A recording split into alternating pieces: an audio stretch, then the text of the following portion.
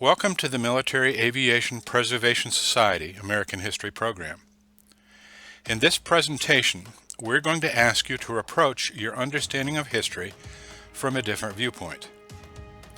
Every account of history is from a human perspective. Even history textbooks, which are trying to be objective, show us what the writer values by what they include, what they leave out, and how they frame their historical accounts. Exploring multiple perspectives requires incorporating source materials that reflect different views of a historical event. Taking a historical perspective means understanding the social, cultural, intellectual, and emotional settings that shaped people's lives and actions in the past. A quote commonly misattributed to Winston Churchill, "History is written by the victors," still holds true even today. If history is written by the victor, how much do we really know about history? A second quote, however, should be the foundation of why we study history. The statement was written by an American philosopher by the name of George Santayana in 1905. In his work, The Life of Reason, he wrote, "Those who do not remember the past are condemned to repeat it." That statement alone should highlight not only the need to study and to understand history, but to apply the lessons that have been passed on to us. What we are going to ask you to do in this program is to question history, to discuss not only what, when, and where a historical event occurred, but ask why it happened. We're going to ask you to think, to discuss, to reason, and to come to your own conclusions about history. Why did our forefathers condone slavery? How could sane, rational people plunge the world into the war to end all wars in 1914? When you can question history, you can truly understand it. History is more than dates and places. It is people just like us. Why must we study history? We study history not to memorize facts and figures, dates and places. We study history so that we do not make the same mistakes as those that came before us.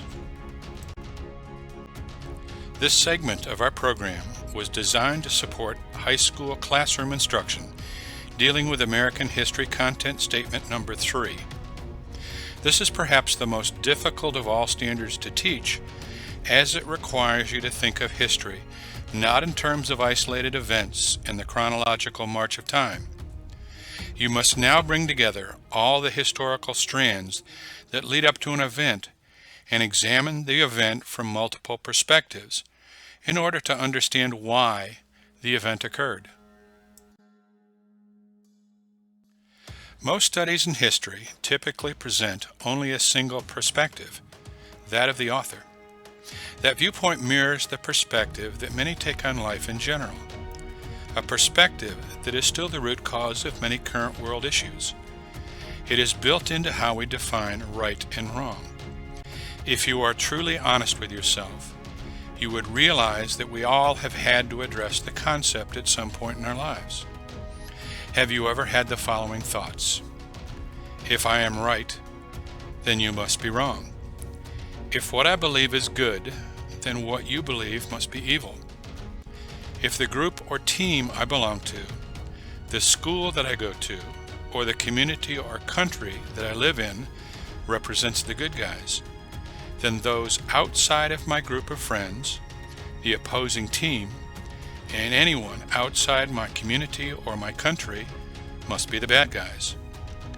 But how do the people in the other group, the opposing team, or the other country feel about you? What would happen to our perceptions of history if we reversed the roles and looked at history from the other side? From that perspective, when we look at how wars are started, we can look at it as a chess game, where normally logical, rational people start making decisions that they believe are in the best interest of their countries or their people, and resisting any acts by others that might harm their country or their people. As the game progresses, the options are reduced until one player has no other choice but war, the checkmate move. Unlike chess, however, in war, the game is not over. In war, there are no prescribed moves, no rules, and very truthfully, no winners.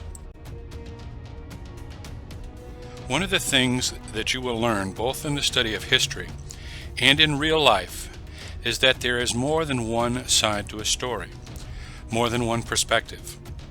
When planning a military operation, you plan what you want to accomplish, but at some point you turn the tables to see what the other side can do. It is the same with chess.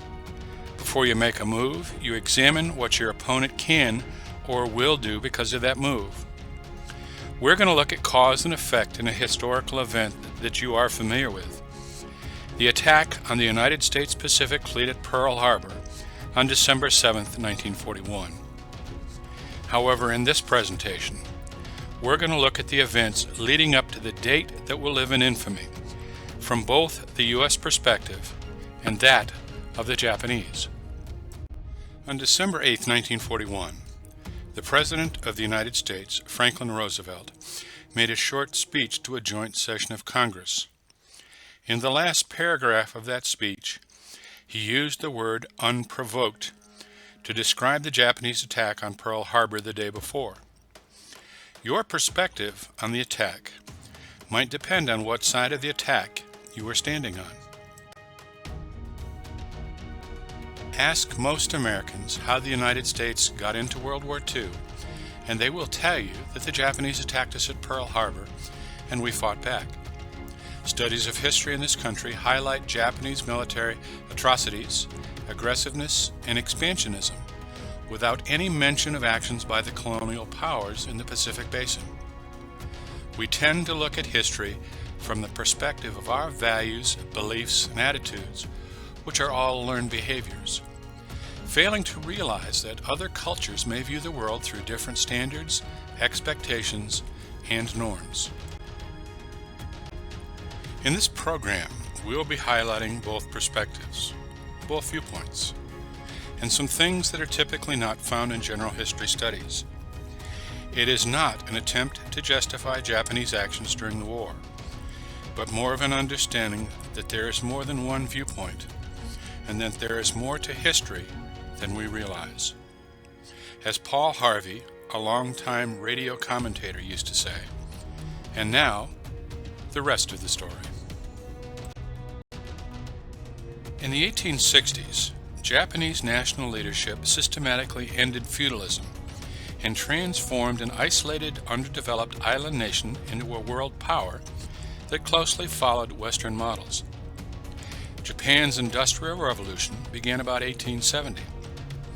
The reason for this change was their belief that to achieve equality with the existing industrial nations, particularly the United States and Great Britain among others, that Japan had to compete with them, both industrially and militarily. That strength, in turn, would allow Japan to lead the region out from under the rule of European colonial powers. These countries controlled a majority of Southeast Asia and were using the region's natural resources to maintain their industrial supremacy. The Japanese government built railroads, improved roads, and inaugurated a land reform program to prepare the country for further development. Modern industry first appeared in textiles, including cotton and especially silk, which were based on home workshops in rural areas.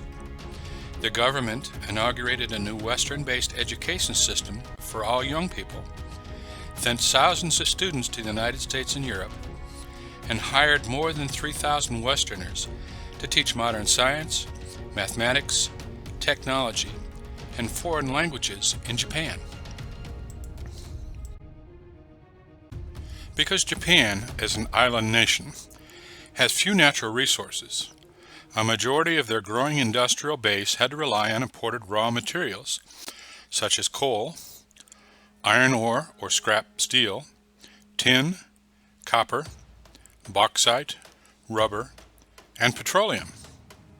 Without access to such imports, many of which came from the United States or from European colonies in Southeast Asia, Japan's industrial economy would have ground to a halt.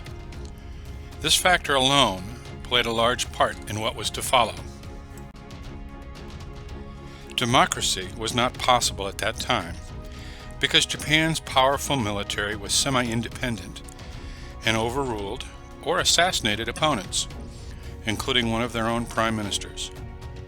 The parliamentary government in Japan was not able to stand up under the economic and political pressures of the late 1920s and 1930s during the Depression period, and the Japanese state became increasingly militarized. At the same time, Japan also built a military-industrial complex to support an increasingly powerful army and navy. These armed forces allowed Japan to increase access to vital natural resources and sources of labor by projecting its power into various places in the Pacific and East Asia, including Korea and North China, although the conflicts between China and Japan could be traced back to the 1890s. This was now a challenge to the existing colonial powers in the Pacific area, including Great Britain, France, Russia, the Netherlands, and the United States. This stressed relationships between Japan and these nations, as they were now in economic competition for the same raw materials and the same markets. In 1935, 1936, and 1937, the United States Congress passed the Neutrality Acts to prohibit the U.S. from selling goods to countries at war. The acts were designed to isolate the U.S. from falling into another unpopular war like World War I. The President was reluctant to sign the acts because they prohibited the U.S. from helping allies in need. That put the President in a difficult position. He was caught between the powerful corporate interest that pushed for larger and larger shares of overseas markets and pressure to end foreign entanglements from isolationist elements across the country.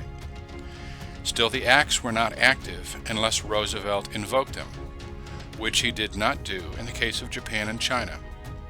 He favored China in the crisis, and by not invoking the 1936 Act, he could still provide economic and military aid to the Chinese.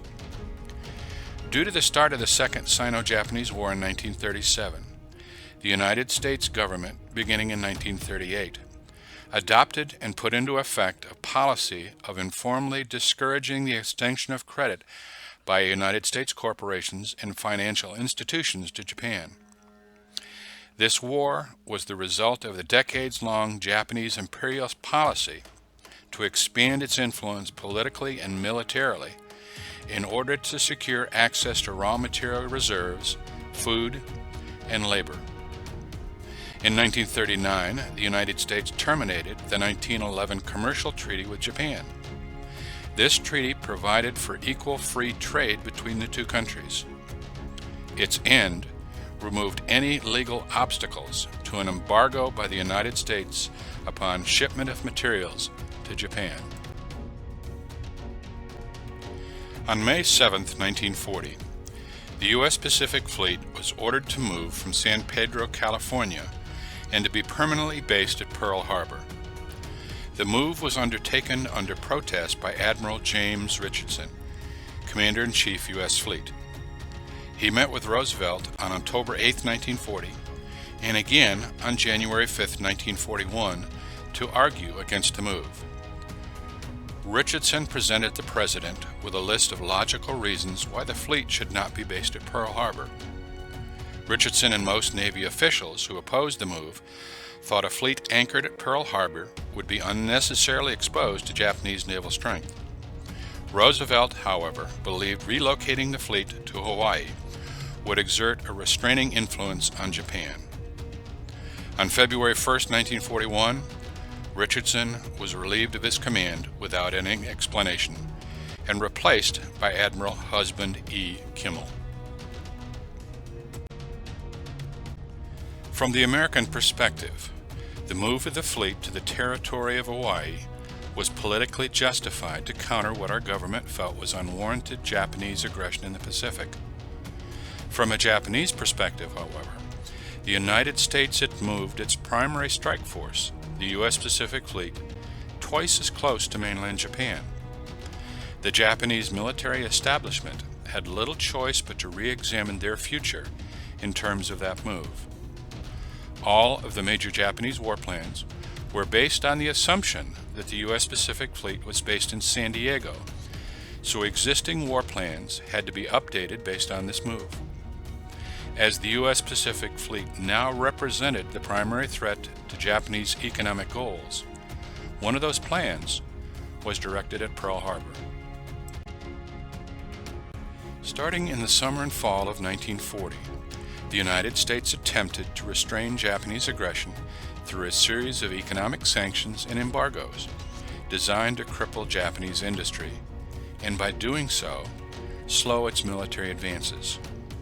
On July 2, 1940, Roosevelt signed the Export Control Act, authorizing the President to either license or prohibit the export of essential defense materials.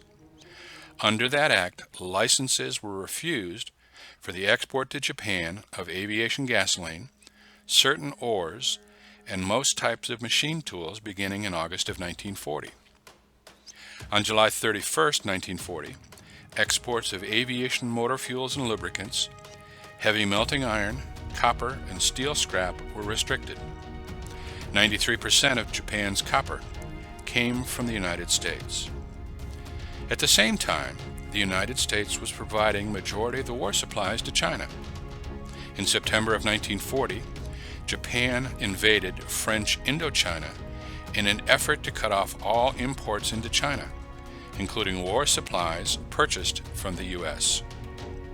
On October 16, 1940, an embargo was placed on all exports of iron and steel scrap to destinations other than Britain and the nations of the Western Hemisphere, and closed the Panama Canal to Japan.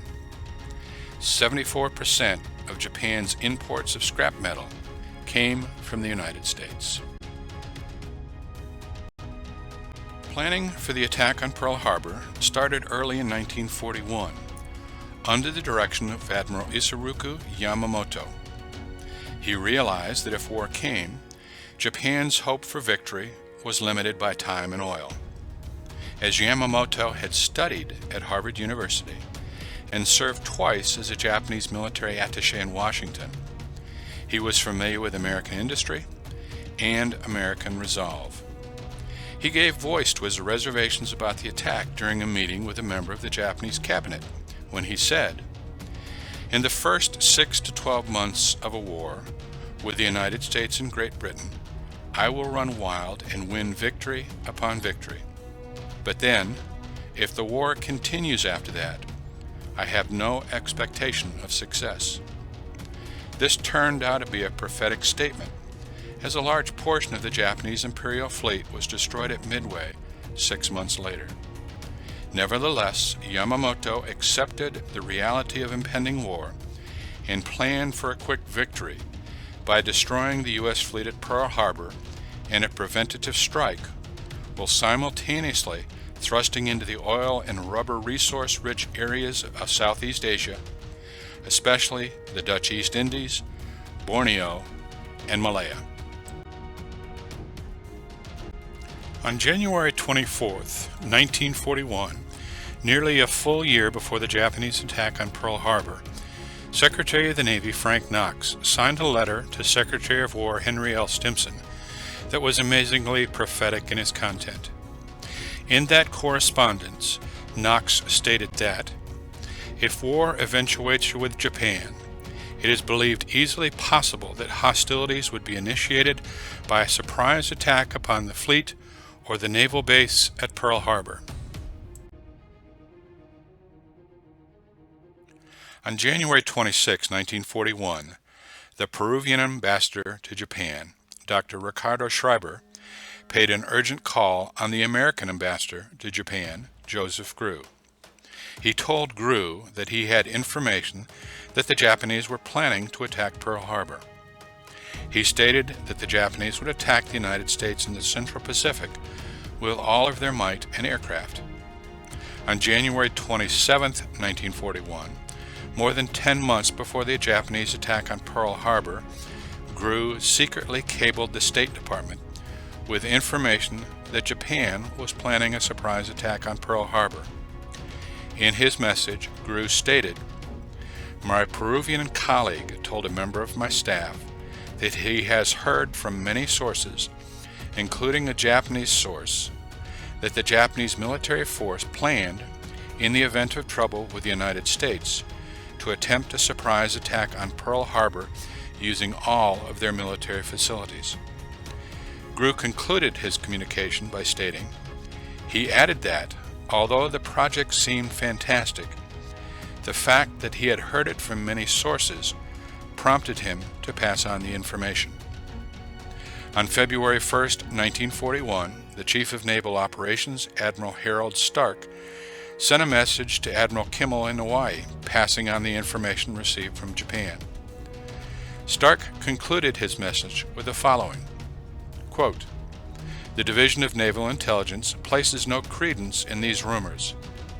Furthermore, based on known data regarding the present disposition and employment of Japanese naval and army forces, no move against Pearl Harbor appears imminent or planned for the foreseeable future." Japan and the United States engaged in negotiations during the course of 1941 in an effort to improve relations. During these negotiations, Japan considered withdrawal from most of China and Indochina after drawing up peace terms with the Chinese. Japan would also adopt an independent interpretation of the tripartite pact between Germany, Japan, and Italy, and would not discriminate in trade provided all other countries reciprocated. However, the compromises in China were rejected by General Tojo, then War Minister. During the summer and fall of 1941, some 300 American men carrying civilian passports boarded ships destined for Burma. With unwritten approval from the United States government, these volunteers were discharged from the armed services to be employed for training and instruction by a private military contractor, the Central Aircraft Manufacturing Company. The first American volunteer group of the Chinese Air Force in 1941 and 1942, nicknamed the Flying Tigers, was composed of pilots of the United States Army Air Corps, Navy, and Marine Corps recruited under presidential authority. The members of the group had contracts with salaries roughly 3 times what they had been making in the U.S. forces. Since the U.S. was not at war, this special air unit could not be organized overtly, but the request was approved by President Franklin D. Roosevelt himself. The resulting clandestine operation was organized in large part by the White House. Financing was handled by the China Defense Supplies, with money loaned by the U.S. government. Purchases were then made by the Chinese under the cash and carry provision of the Neutrality Act of 1939. Some of the pilots were also orally promised a bounty of $500 for each enemy aircraft shot down, but no one knew if that would actually happen until they returned home and found the funds deposited in their banks. Responding to Japanese occupation of key airfields in Indochina on July 24th, following an agreement between Japan and Vichy France, the U.S. froze Japanese assets on July 26, 1941. On July 31, 1941, Foreign Minister Toyota sent a coded message to Ambassador Nomura in America, stating, "Commercial and economic relations between Japan and third countries, led by England and the United States, are gradually becoming so horribly strained that we cannot endure it much longer. Consequently, our empire, to save its very life, must take measures to secure the raw materials of the South Seas. The United States had broken the Japanese diplomatic code prior to this time, so knew well what was happening. On August 1, 1941, the United States embargoed the export of coal, rubber, oil, and gasoline to Japan. Japan's most critical import. 80% of Japan's oil came from the United States. The British and Dutch followed suit, embargoing exports to Japan from their colonies in Southeast Asia. Japanese war planners had long looked south, especially to Brunei for oil, and to Malaya for rubber and tin. The Navy was certain that any attempt to seize this region would bring the U.S. into the war, but the complete Allied oil embargo removed any hesitancy. In their final proposal on November 20th, Japan offered to withdraw its forces from southern Indochina and not to launch any attacks in Southeast Asia, provided the U.S., Britain, and the Netherlands ceased aiding China and lifted their sanctions against Japan. On November 26, 1941, the State Department delivered its response to Japan. Sanctions would only be lifted if all overseas Japanese troops were withdrawn to Japan without condition. The American counterproposal of November 26th also required Japan to conclude non-aggression pacts with Pacific powers. It did not specifically exempt Manchuria, in which hundreds of thousands of Japanese civilians were already living. Hideki Tojo, now Japanese Prime Minister, said, "This is an ultimatum," when he received the American counterproposal.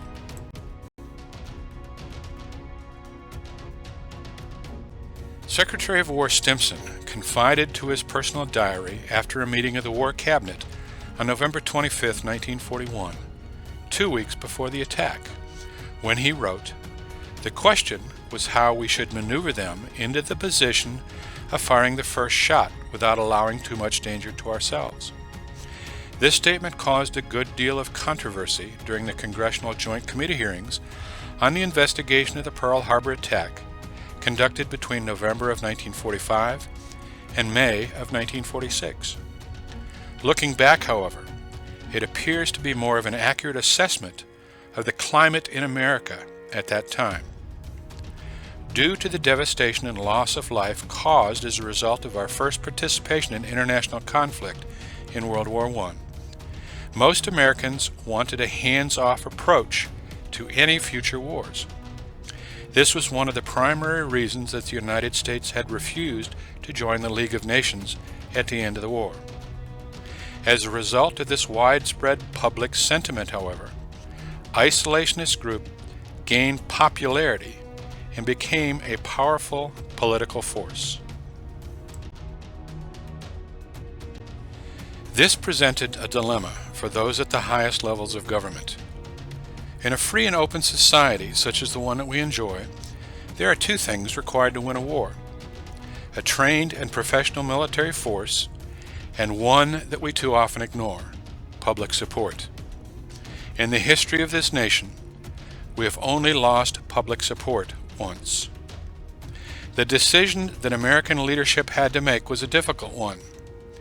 Given the deep divides in the country, could the United States afford to fire the first shots of the war and risk the wrath of the isolationists? The other option, perhaps the most painful, was to let the other side fire the first shot and solidify public support for what was surely to follow. This second option, the one regretfully necessary, came at a high cost. After the attack, Stimson confessed that my first feeling was of relief, that a crisis had come in a way which would unite all our people. This continued to be my dominant feeling in spite of the news of catastrophes which quickly developed. For I feel that this country united has practically nothing to fear, while the apathy and division stirred by unpatriotic men have been hitherto very discouraging. After President Roosevelt ordered the Pacific Fleet to be forward-based, the fleet aircraft carriers and their aircraft squadrons trained intensively and transported aircraft among the island bases of the Pacific.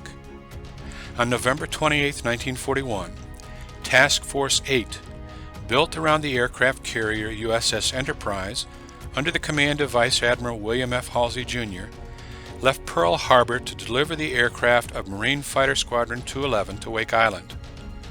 The Enterprise was scheduled to return to Pearl Harbor on December 6th, but was delayed by bad weather and the need to refuel her escorting destroyers.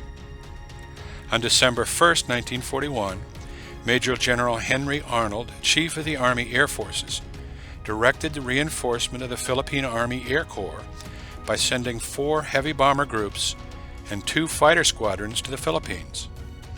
By the time hostilities broke out 6 days later, only 170 P-40 Tomahawk fighters and 35 B-17 Flying Fortress bombers were in place in the Philippines. The rest were en route, some arriving in Hawaii on the morning of December 7, 1941. On December 5, 1941, Task Force 12, commanded by Rear Admiral John H. Newton, centered around the aircraft carrier USS Lexington, sailed from Pearl to ferry the aircraft of Marine Scout Bombing Squadron 231 to Midway Island. When notified of the attack, the Lexington began searching for Japanese carriers. But since the Japanese Imperial Navy was so far north, the Lexington was out of range. The other U.S. carrier, the USS Saratoga, had just been refitted at Bremerton Navy Yard and was in San Diego to pick up the 4 squadrons that would make up its air wing, as well as ferry Marine Fighter Squadron 221 to Pearl Harbor. On December 8th, the ship, now the flagship of Carrier Division 1, commanded by Rear Admiral Aubrey Fritz, sailed for Pearl Harbor. The Japanese, however, saw these moves as a prelude to war. The United States was moving its military might to forward bases capable of striking Japanese interests throughout the Pacific. To the Japanese, checkmate had occurred. They felt that they had been placed into a position from which they had but one recourse. As a result, Japanese leadership came to 2 conclusions. 1. The United States did not want Japan emerging as a world economic power and competing for Asian markets.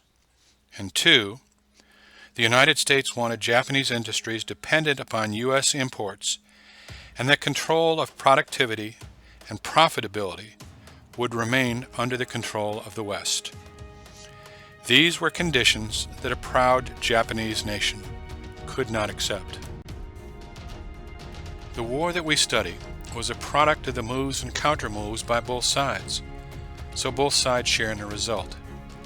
From the Japanese perspective, the original concept of the Greater East Asia Co-Prosperity Sphere was an idealistic wish to free Asia from colonizing powers.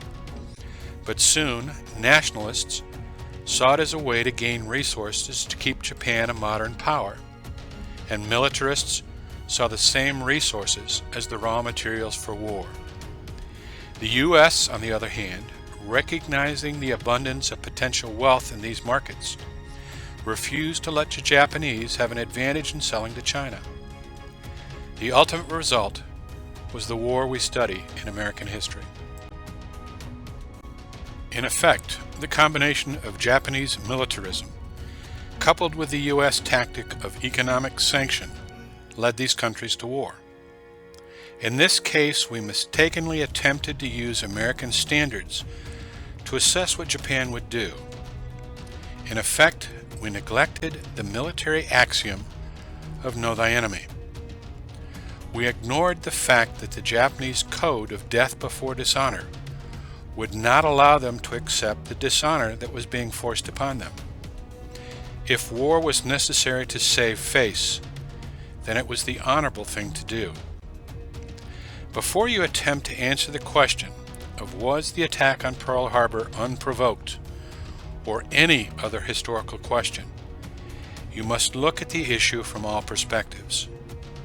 Look at history not from a one-sided study of events, but rather put together all of the pieces, all the events leading up to a single point in time from all perspectives, and understand that differing values, beliefs, and attitudes will shape others' viewpoints and ultimately their actions.